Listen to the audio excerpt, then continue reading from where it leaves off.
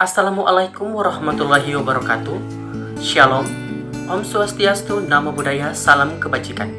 Baiklah, kami dari kelompok 10 mata kuliah Ekonomi Politik akan mempresentasikan hasil diskusi kami tentang materi pembangunan ekonomi politik di Indonesia. Konsep pembangunan ekonomi politik di Indonesia.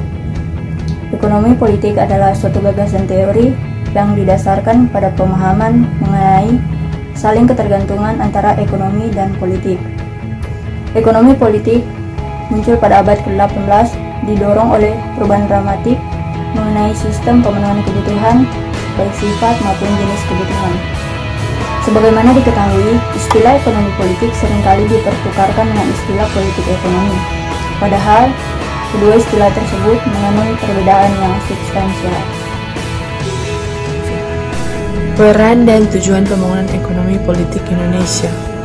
Pembangunan ekonomi merupakan kegiatan proses ekonomi yang bertujuan untuk menaikkan pendapatan penduduk per kapita dalam suatu negara dalam kurun waktu yang panjang. Pembangunan ekonomi merupakan serangkaian usaha yang dilaksanakan guna menaikkan taraf hidup sebuah negara yang diukur melalui rendahnya pendapatan real per kapitanya.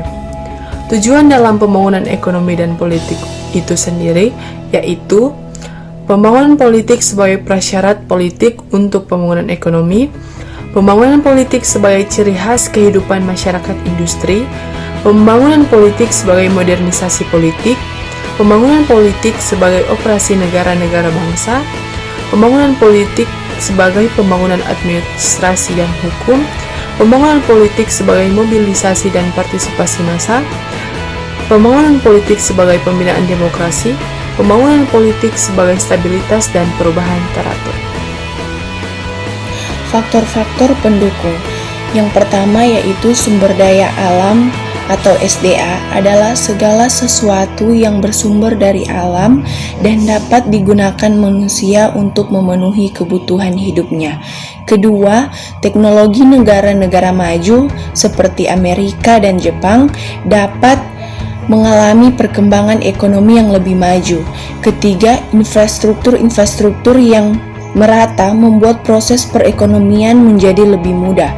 Keempat, keadaan politik akan berpengaruh terhadap jalannya modal karena ketika negara memiliki keadaan politik yang stabil, membuat pemerintah dan menerima lebih banyak tambahan modal dari para investor yang hendak menginvestasikan modalnya di negara tersebut. Faktor penghambat terdiri dari 5, yaitu yang pertama, rendahnya akses kesehatan dan pendidikan di Indonesia sendiri. Masih banyak kelompok masyarakat yang sulit mendapatkan akses kesehatan dan pendidikan yang memadai. Dan yang kedua, kurangnya infrastruktur yang diperlukan. 3, tidak adanya kepastian investasi. Dan yang keempat, kondisi politik yang tidak stabil adalah kondisi politik yang juga menimbulkan ketakutan bagi para investor. Contohnya seperti pertarungan politik antara oposisi dan koalisi yang terjadi secara terus-menerus sehingga bisa menimbulkan ketidakpastian iklim investasi. Dan yang kelima adalah korupsi. Yang pertama yaitu pendekatan pembangunan terhadap sistem politik.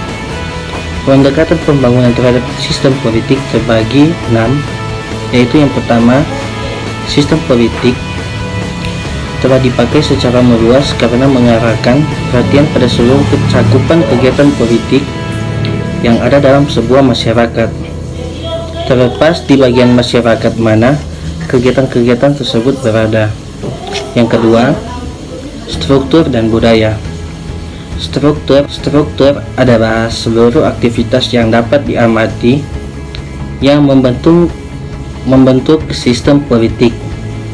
Salah satu unit dasar dari sistem politik adalah peran politik. Yang ketiga adalah input dan output. Keempat adalah aspek-aspek fungsional dalam sistem politik. Dan yang kelima adalah pembangunan sistem politik. Selanjutnya masuk dalam pembangunan lembaga sebagai pandangan dan usaha suatu tinjauan yang terdiri atas 2, yaitu yang pertama pembangunan lembaga sebagai argumen tentang perspektif. Kedua, pembangunan lembaga sebagai teori. Dan selanjutnya yang ketiga yaitu pembangunan politik di Indonesia. Pembangunan politik merupakan bagian dari pembangunan nasional, di mana pembangunan itu ditunjukkan untuk mewujudkan masyarakat yang demokratis sehingga terciptanya suatu ketertiban politik. Dan yang kelima yaitu politik, pembangunan dan kesejahteraan masyarakat. Pengaturan kegiatan perekonomian secara menyeluruh melewati berusaha dilandasi berkembangnya perekonomian, ditekankan untuk pengangguran dan merawat seimbangnya harga, sehingga yang didapat yaitu untuk pengaturan